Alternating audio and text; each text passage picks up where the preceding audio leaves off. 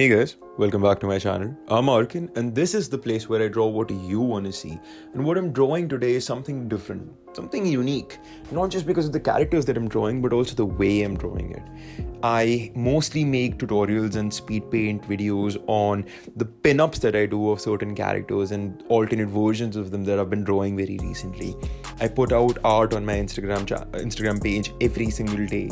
But I very recently started drawing scenes, comic book scenes of characters that I absolutely love and I know other people love as well, where they interact with each other. They're essentially scenes that I imagine being part of movies that haven't been made yet or will probably never be made, but as a fan, I would love to see on the silver screen. And what I'm drawing today is something very relevant because WandaVision just came out 2 days ago and it was absolutely amazing with the way they use the sitcom format to create something different, to create something unique, to create something that isn't exactly like a Marvel movie but feels similar.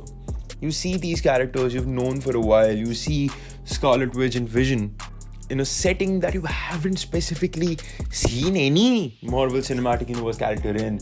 As a matter of fact, a 1950s sitcom, a 1960s sitcom, a 1970s sitcom, or going all the way up to the 10s and perhaps even the late 10s.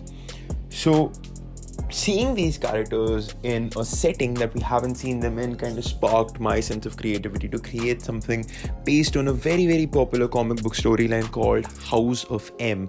For those of you who do not know what House of M is, it's a storyline where Wanda created an alternate universe where all the Marvel heroes that you and I know and love get the things that they truly desire.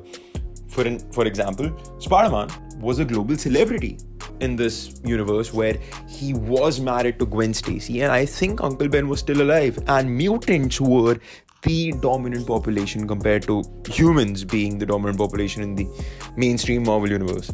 But I mean, there are tons and millions of mutants running around anyway, so I mean, how much of a stretch is it? But then again, like, there are billions of regular people, right? So still minority.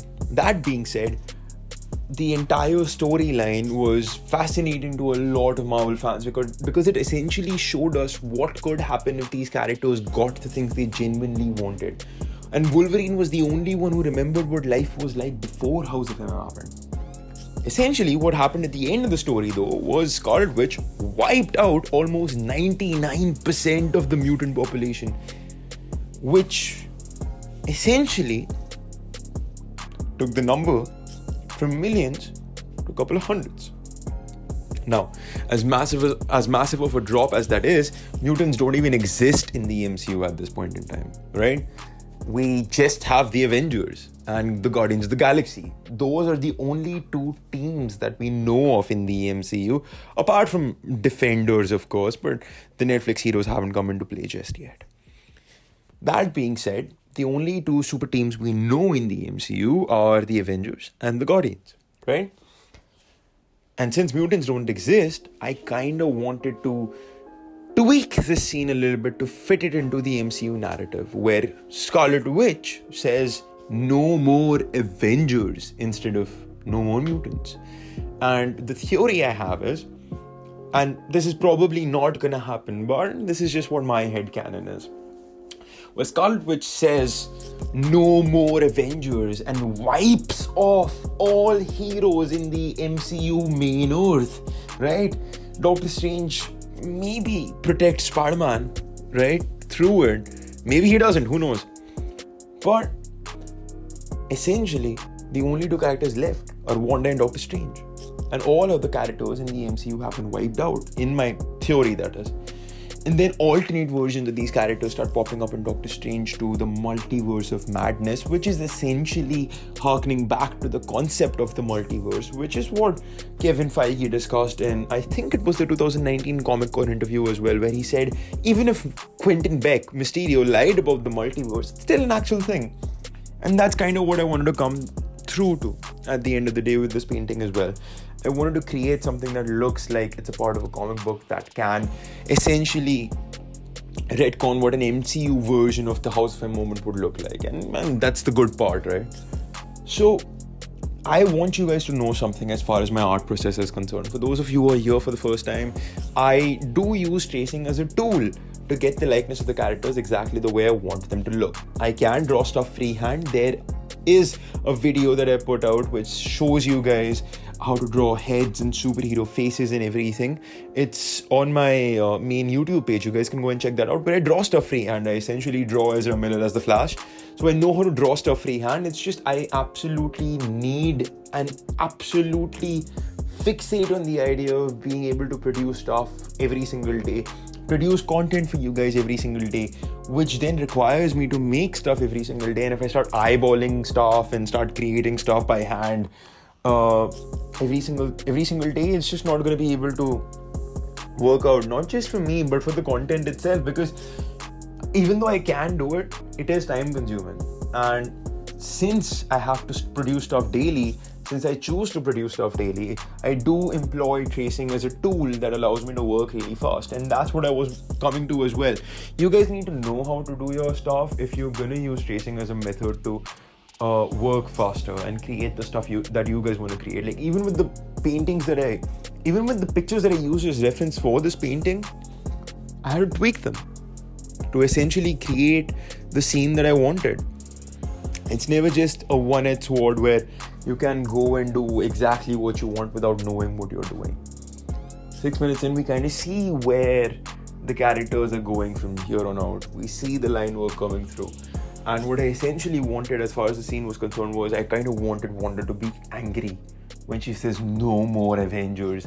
And in the middle frame where Doctor Strange and Spider-Man can be seen, Doctor Strange is just like, Wanda, no, don't do it. That's kind of what I imagined with this scene, where you see Doctor Strange already knows what's going to happen, but he still says, no, don't do it. But she goes through with it. That's kind of what I imagined.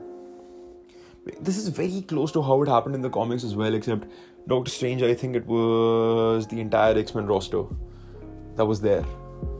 And they were there when majority of the mutants were wiped out as well. Millions of mutants dead, going from millions to a couple of hundred mutants. And I can understand why Marvel did this, because they essentially wanted to wipe their slate clean. They essentially wanted to just keep the main core characters around. But you need to take into account the fact that because there were so many mutants, having something like this happen was absolutely detrimental.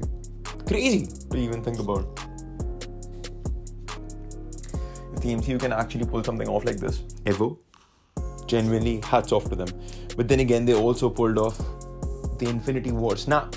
And that was something I didn't think I could ever see on the big screen. But all of us did. And it's now the highest grossing movie ever. Endgame is the highest grossing movie ever. An Avengers movie. It genuinely just makes me happy as a comic book geek, because I've always loved these characters, and to see them in the mainstream as well, in mainstream media as well, and not just in the mainstream media, but also to be the highest grossing movie ever. It's just a really, really delightful feeling. Again, what I'm doing right now is just using flat colors to figure out what the tones of their background and the tone of their costumes would look like, and what the skin colors would look like when, there's like a blue background around them.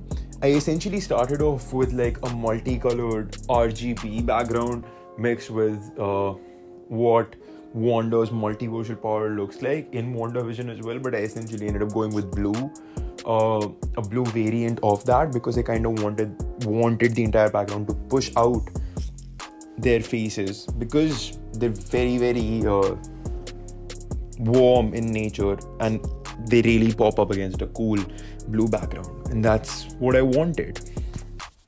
Again, a lot of fun doing this, because at the end of the day, this allows me to create something that looks appealing, that looks like it's going to grasp people's eyes, right? And that's something that you need to make sure that you do with your art as well. Draw whatever you want, draw however you want it, create what you want. But if you're doing it for the purpose of attracting people, these hacks can help. Use complementary colors, they'll make things pop. Use high contrast areas, dark against light, helps a lot. It's gonna make your paintings pop, right? Use not tons of it, sparingly of course. Use color dodge, use add layers, right? Lighter colors and everything. Against dark colors, that would really make this whole thing pop. Rim lights and everything, they're all really great tools that can be used there. Essentially small tips that you can have in your toolkit to create something really good. You need to be able to master your craft, and mastering your craft essentially is the greatest gift that anyone could give to, well, any creative, as a matter of fact. You need to know what you're doing to create something really good, which I know you can. Because at the end of the day, if you weren't interested, for those of you out there who are artists listening to this, why would you even create, right? You are interested. You want to make stuff, and that's great. You're going to be doing really well. I know that much for sure. And as I say that, we almost wrap the painting up, and that shows how no more Avengers came to be. Ladies and gentlemen, this is the final painting. We see Wanda say no more Avengers, while Doctor Strange is just like, Wanda, no. And you actually know what can happen in case she actually ends up saying this. I had a lot of fun creating this. This was different from stuff I usually create, so tons and tons of fun. But that being said, please like, comment and subscribe. Seeing this channel grow pushes me to create more stuff, and with more people here, I can create stuff for a larger audience and just give you guys something that you all want to see. At the end of the day, I'm doing this not just for myself, not just because I enjoy art, but because I want to create engaging content for you guys. So make sure you like, comment and subscribe. Please make sure you follow me on Instagram. Links to socials will be in the description below. That's where I post my art first. I post about once a week on my YouTube channel, so there is a lot of content there compared to here, right? So make sure you follow me on Instagram because I post almost daily there. So daily you'll get new art and everything, so it's going to be a lot of fun. Make sure you follow me on that. Links to socials will be in the description. Again, please like, comment and subscribe. Help me grow this channel, and it'll mean a lot to me. It still does. 300 something people here right now. I absolutely adore every single one of you. Thank you very much for being here, and I will see you guys next time. Peace.